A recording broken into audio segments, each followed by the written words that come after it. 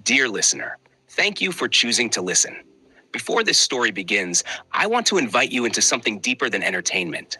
Queens Without Crowns is not just a story, it is a reflection of real emotions, real struggles, and real choices that many face in silence. This story is for the woman who has ever felt unseen in a place she was meant to belong. For the wife who gave love freely, yet found herself fighting for space in her own home. For the man who is learning that love is not only spoken, but defended.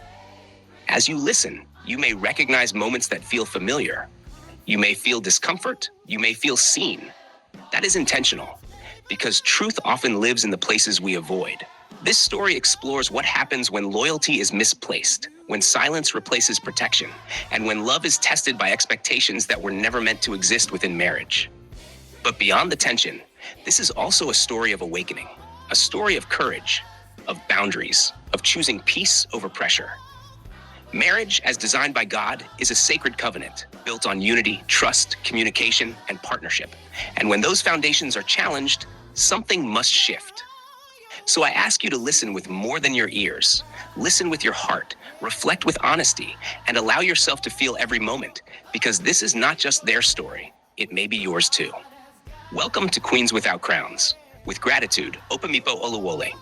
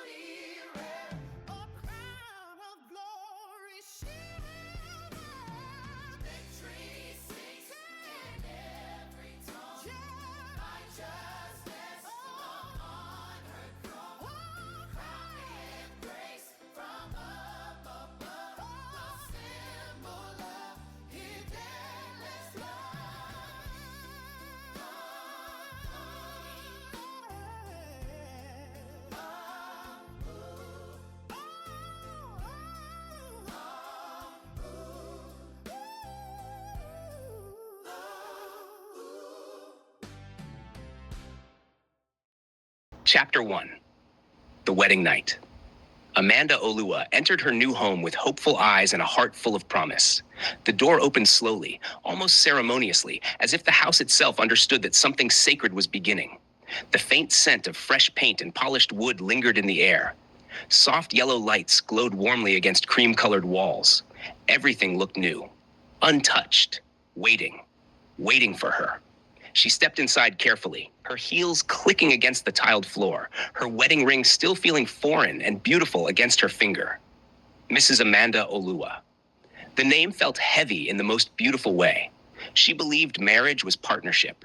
She believed love was mutual. She believed she and Stephen Olua were beginning something sacred, something intentional, something God ordained, something rooted in friendship and sealed with vows spoken only hours ago. Stephen closed the door behind them and wrapped his arms around her waist. "This is our home," he whispered. "Our." That word wrapped itself around her heart. Amanda rested her head against his chest and allowed herself to imagine their future in that very space.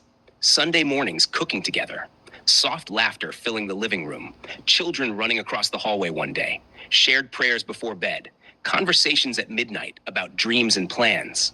She had left her father's house that morning with tears in her mother's eyes and pride in her father's voice.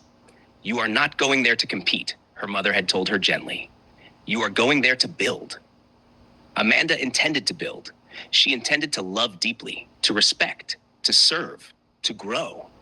She wanted to be a good wife. But before the night even settled, before Amanda could fully breathe in the reality of being a wife, a sharp knock interrupted the quiet tenderness of the moment. Stephen stiffened slightly. "Who would that be?" Amanda asked softly. Stephen hesitated just long enough for unease to flicker through her chest. When he opened the door, Amanda saw her. Tinuke. Stephen's mother stood at the entrance with two large suitcases, her back straight, her chin lifted, her presence commanding. She was not dressed like a visitor.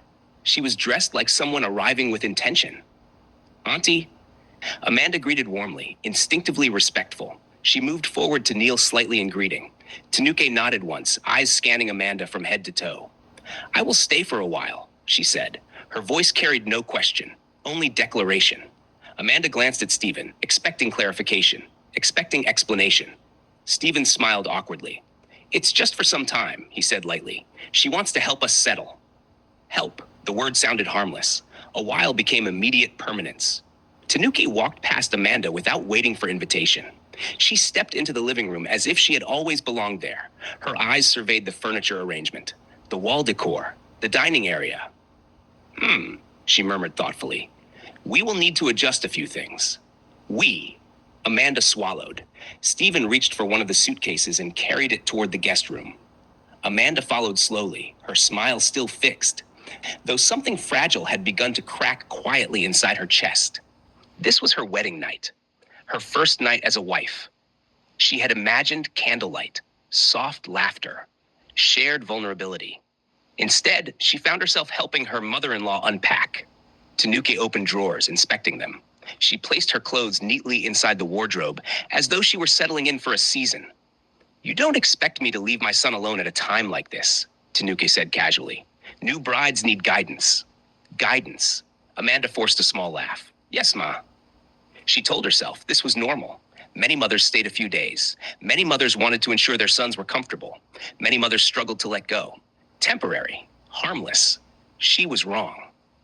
Later that evening, when Amanda and Stephen finally entered their bedroom, the atmosphere had changed. The house no longer felt entirely theirs. Stephen loosened his tie and sat on the bed. "Don't overthink it," he said, sensing her quietness. "She just wants to make sure everything runs smoothly." Amanda nodded. "Of course."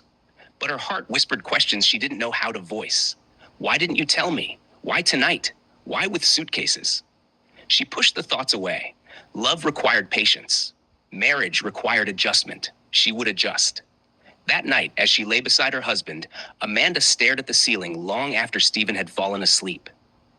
She listened to the faint sound of movement in the hallway. Tanuke rearranging something, opening cupboards, closing drawers. The house did not feel like a sanctuary. It felt observed. Amanda turned slightly, looking at Stephen's peaceful face. She loved him. She truly did. She had chosen him not just for romance, but for character, or at least the character she believed she knew.